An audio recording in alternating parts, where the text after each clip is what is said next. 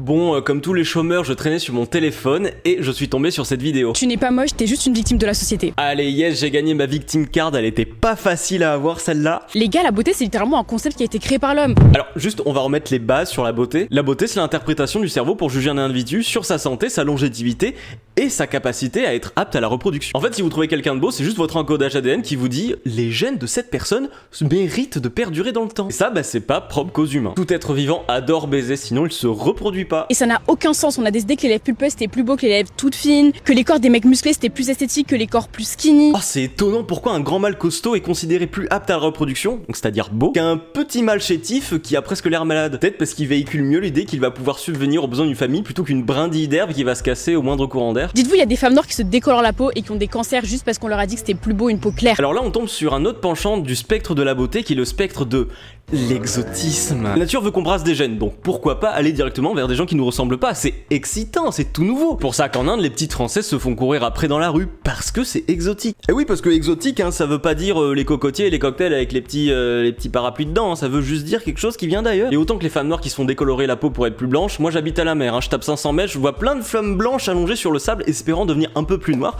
faisant au passage vieillir leur peau, et peut-être risquant un cancer aussi, mais bon. Et pour moi, la beauté c'est pas un fait, c'est une idée, c'est une représentation.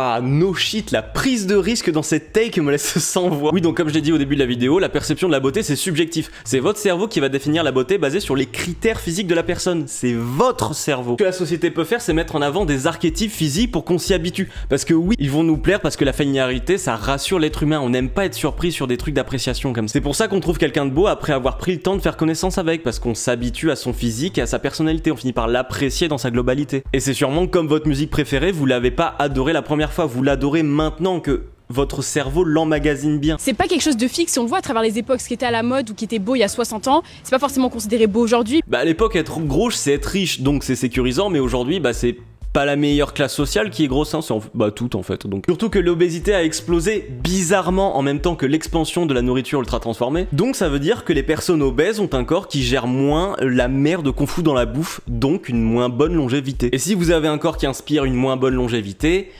vous serez moins beau. Je veux dire, ça se voit, ils sont atteints d'obésité, c'est une maladie en fait, ça n'inspire pas la longévité. Mais après, ce n'est pas non plus à confondre avec la mode, parce que la mode c'est juste un truc cyclique de vêtements qui tourne et on ramène des choses qui ont existé. Mais après, ça joue sur les mêmes mécaniques, un style qui est complètement ridicule, à force de le partager, qui se propage et qu'on le voit trop, et bien ça devient une norme et on se met à l'apprécier. Mais c'est du sophisme de bas étage, parce que oui, avant être gros c'était bien, mais c'est pas parce que ça a existé que c'était une bonne chose, sinon bah go refaire des mariages arrangés avec des mineurs, comme ça les youtubeurs ils sont contents. Surtout que gros, quand on regarde les statuts de l'époque, bah ça reste modéré quoi. Après, c'est très dur d'échapper à ce diktat de la beauté, mais relativisons. On est sur une boule qui flotte dans l'espace. De base, on est des animaux, on est là pour respirer. Quel dommage de se sentir mal sur Terre juste parce qu'on n'est pas dans les critères de beauté.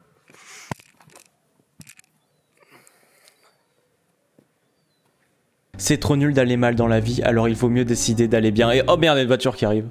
Et le pire les gars, c'est que c'est même pas collectif, on est des gros suiveurs, il y a genre 5 personnes qui se sont dit ok c'est ça la beauté, et nous on est d'accord. Et les gens ne comprennent pas pourquoi je suis edgy depuis que je suis ado, alors que ça part juste de ça. Je veux juste être un être humain à part entière qui questionne ce qui semble acquis, donné ou évident pour tout le monde, et pas juste être un acquiesceur de ce qu'on valide ou non, parce que c'est un moule qui me met mal à l'aise. Les étiquettes sociales, les constructions sociales, les normes sociales, bah tout ce qui est asocial finalement, qui n'est pas une science exacte, c'est de la merde, il faut pouvoir le questionner. Si tu le questionnes pas et que tu l'acceptes complètement, il y a un problème. Il y a une fille, elle s'appelle Kim Kardashian, elle a dit ok les grosses fesses ça va être à la mode. Aujourd'hui il y a des filles qui se font des implants. Ouais mais je t'explique un truc, elles font ce qu'elles veulent en fait, je crois non. Bah elles sont manipulées et manipulables, mais bon je dois les considérer comme des personnes qui ont leur plein potentiel de prise de décision. Pour moi on devrait voir le monde comme de l'art, libre à l'interprétation. Bah ça c'est déjà le cas, faut juste le faire. Et je trouve finalement que c'est plus profond et valorisant de parler d'énergie plutôt que de beauté, parce qu'on est sensible à tout ce qu'une personne renvoie et pas seulement qu'à sa beauté. Ouais ça s'appelle la personnalité et c'est ce que les gens non superficiels cherchent. Vois-toi comme une œuvre d'art, admire-toi avec ton propre regard. On est les seules œuvres sur Terre qui pouvons nous auto-contempler et nous apprécier. De toute façon, le diktat de la beauté est faux, ça n'existe pas, c'est un diktat social. Tout le monde ne trouve pas beau les mêmes personnes, et ça a toujours existé et ça existera toujours. Et se plaindre de ça, c'est juste jouer la victime des constructions sociales. Et justement, ces constructions sociales n'ont aucune véracité, ce sont juste des comportements qui sont validés parce qu'il y a un grand nombre de personnes qui disent que c'est ok. Contrairement aux faits scientifiques qui sont vérifiables et validables,